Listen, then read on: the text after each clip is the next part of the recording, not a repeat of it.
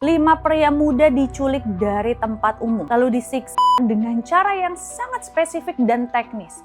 Lalu tubuh mereka tuh dibuang di tempat yang mudah ditemukan. Tapi ini bukan pembunuhan berantai biasa guys. Dan para ahli forensik menemukan bukti bahwa korban-korban ini tidak dibunuh oleh satu orang yang gila, melainkan oleh sebuah kelompok terorganisir yang terdiri dari orang-orang berstatus tinggi. Seluruh Australia Selatan mencari guys. Dan ketika ditemukan di semak-semak, tim forensik pun shock. Richard telah dijaga agar tetap hidup selama berminggu-minggu dalam kondisi tersiksa. Hai guys, balik lagi di Kamek Cerita.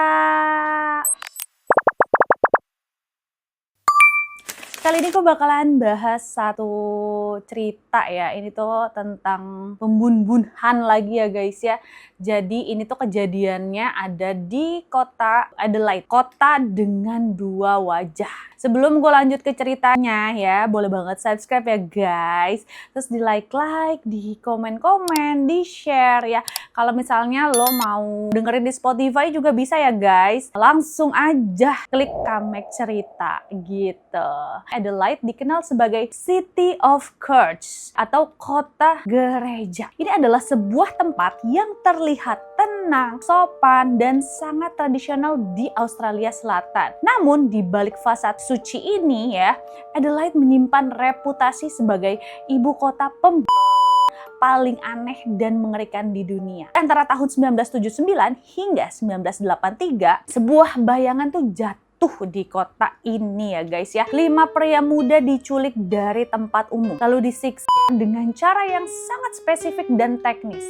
Lalu tubuh mereka tuh dibuang di tempat yang mudah ditemukan. Tapi ini bukan pembunuhan berantai biasa guys. Dan para ahli forensik menemukan bukti bahwa korban-korban ini tidak dibunuh oleh satu orang yang gila, melainkan oleh sebuah kelompok terorganisir yang terdiri dari orang-orang berstatus tinggi. Terus juga para profesional, dokter, dan pengacara yang melakukan ritual sadisme bersama. Dan kelompok ini dikenal dalam legenda urban dan berkas kepolisian sebagai The Family. Nah, di video ini kita akan masuk nih ke dalam konspirasi paling gelap di Australia, menghubungkan titik-titik antara penculikan anak, pembunuhan bedah, dan perlindungan elit yang membuat kasus ini tetap menjadi misteri yang menghantui hingga hari ini. Nah, kejadiannya di Maret 1979 ya, ada Alan Bray, umur 18 tahun, menghilang dari stasiun bus pusat Adelaide. Tidak ada tanda-tanda perkelahian di sini. Beberapa hari kemudian, tubuhnya ditemukan di jembatan. Dia tidak hanya dibunuh, hasil otopsi menunjukkan adanya penggunaan obat-obatan penenang tingkat medis dan bukti pelecehan yang sangat brutal, namun dilakukan dengan cara yang sistematis. Polisi awalnya menganggap ini kasus tunggal, sampai akhirnya Neil Muir ya muncul. Neil ditemukan di dalam sebuah karung di Sungai Port dan tubuhnya dimutilasi dengan sangat kasar. Namun saat detektif melihat detail luka-lukanya, ada kesamaan dalam teknik pengikatan dan jenis cairan kimia yang ditemukan di dalam darah mereka. Di sini ada dua korban, dua latar belakang berbeda. Namun pola penculikannya itu sama. Mereka diambil dari pusat kota, lalu menghilang selama beberapa hari dan dikembalikan ke kota sebagai mayat yang sudah dikerjakan di suatu tempat yang sangat steril. Puncak kengerian terjadi pada kasus Richard Kelvin, umur 15 tahun. Di sini Richard adalah anak dari seorang tokoh media terkenal di Adelaide. Dia diculik hanya beberapa meter dari rumahnya. Dan selama 5 minggu, Richard hilang. Seluruh Australia Selatan mencari guys. Dan ketika ditemukan di semak-semak, tim forensik pun shock. Richard telah dijaga agar tetap hidup selama berminggu-minggu dalam kondisi tersiksa. Di sini pelaku memberikan obat penenang agar dia tidak sadar. Namun di saat yang sama, mereka melakukan prosedur bedah pada tubuhnya saat dia masih bernafas. Inilah poin kuncinya. Sayatan pada tubuh Richard dilakukan dengan presisinya seorang ahli bedah. Jadi bukan potongan sembarangan ya di sini ya. Seseorang yang sangat ahli dalam anatomi manusia telah bermain-main dengan nyawa Richard. Dari sinilah teori tentang The Family mulai meledak.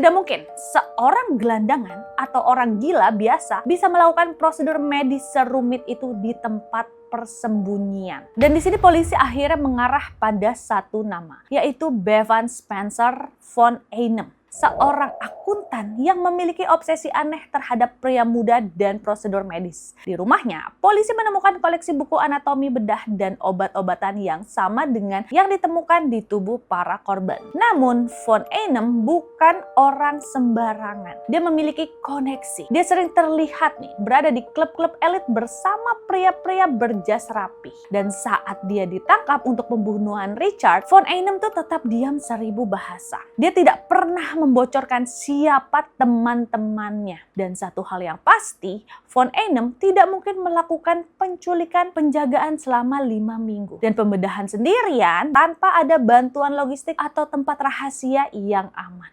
Dia hanyalah ujung tombak dari sesuatu yang jauh lebih besar. Inilah bagian yang tidak pernah dibahas secara tuntas ya guys di YouTube ya. Jadi selama persidangan, banyak bukti yang hilang atau dilarang untuk dipublikasikan. Muncul nih laporan dari saksi-saksi yang mengaku melihat mobil-mobil mewah milik pejabat tinggi di lokasi pembuangan mayat. Jadi teori The Family menyatakan bahwa kelompok ini tuh terdiri dari sekitar 5 hingga 10 orang pria yang memiliki kekuasaan hukum dan medis di Adelaide. Lalu mereka mengadakan pertemuan rahasia di mana mereka berbagi korban. Kenapa mereka tidak tertangkap? Karena mereka adalah orang-orang yang membuat hukum tersebut. Dan mereka tahu nih cara menghapus sidik jari, mereka tahu cara mengintimidasi saksi, dan mereka tahu cara menekan pihak kepolisian agar investigasinya berhenti pada von Einem saja. Jika lo mikir ini hanya tentang tahun 80-an, lo salah ya. Kita harus kembali ke tahun 1966, ke kasus penculikan paling terkenal di Australia, The Beaumont Children. 3 anak hilang dari pantai Glenelg yang tidak pernah ditemukan. Jadi seorang saksi kunci di tahun 90-an mengklaim bahwa von Einem pernah membual tentang mengambil anak-anak dari pantai bertahun-tahun yang lalu. Ada kesamaan sketsa wajah nih antara penculik Beaumont dengan wajah von Einem saat muda. Jika benar von Einem terlibat dalam kasus Beaumont ya, maka The Family mungkin sudah beroperasi sejak dekade 60-an. Ini adalah sebuah dinasti kejahatan yang telah memangsa anak-anak dan remaja di Adelaide selama puluhan tahun di bawah perlindungan kasta atas. Jadi di sini Bevan Spencer von Einem masih mendekam di penjara hingga hari ini, menjadi narapidana paling dibenci di Australia. Dan dia tidak pernah mengakui adanya The Family, namun dia juga tidak pernah membantahnya. 5 pria muda kehilangan nyawa mereka dengan cara yang paling tidak manusiawi. Keadilan hanya menyentuh 1 orang, sementara anggota keluarga lainnya kemungkinan besar meninggal dalam damai di rumah mewah mereka. Atau bahkan masih ada di antara elit Adelaide hari ini. Adelaide tetap menjadi kota gereja. Tapi bagi mereka yang mendengar cerita ini, setiap lonceng gereja yang berdentang adalah pengingat akan jeritan Richard Calvin yang tidak pernah terdengar. Rahasia The Family terkunci rapat di balik dinding batu tua kota ini. Nah, ini adalah akhir nih guys dari deep dive kita ya tentang konspirasi paling mengerikan di Australia. Jadi jangan pernah percaya pada ketenangan sebuah kota sebelum lo tahu apa yang terkubur di dalam taman-tamannya. Di sini ada korban yang sudah terkonfirmasi ya. Ada Alan Bray, Neil Muir, Peter Stockmev, Mark Langley, Richard Calvin ya. Dan di sini modus operandinya adalah penculikan di siang hari, lalu penggunaan obat atau sodium amytal dan bedah pasca kematian atau saat sekarat. Nah, barang buktinya pun di sini adalah serat karpet yang ditemukan di tubuh Richard Calvin. Ini tuh cocok dengan karpet di rumah von Einem. Namun ada serat lain dari mobil mewah yang tidak pernah diidentifikasi pemiliknya. Nah, di sini status kasusnya von Einem dijatuhi hukuman penjara seumur hidup tanpa remisi. Anggota The Family lainnya ya tetap menjadi spekulasi investigasi polisi yang tidak pernah mencapai tuntutan hukum resmi. Nah, kurang lebih seperti itu guys ceritanya ya. Wow, ini tuh tidak terpecahkan ya. Ini alasannya apa ya? Kenapa ya gitu bisa terjadi seperti ini ya guys ya. Dan ini kisah nyata guys. Buat kalian ya yang suka sama Kamek Cerita, episode kali ini boleh banget di like, di komen-komen, dan di subscribe. Sampai ketemu ya guys di Kamek Cerita episode berikutnya. Bye guys, rekomendasi Kamek gak pernah salah.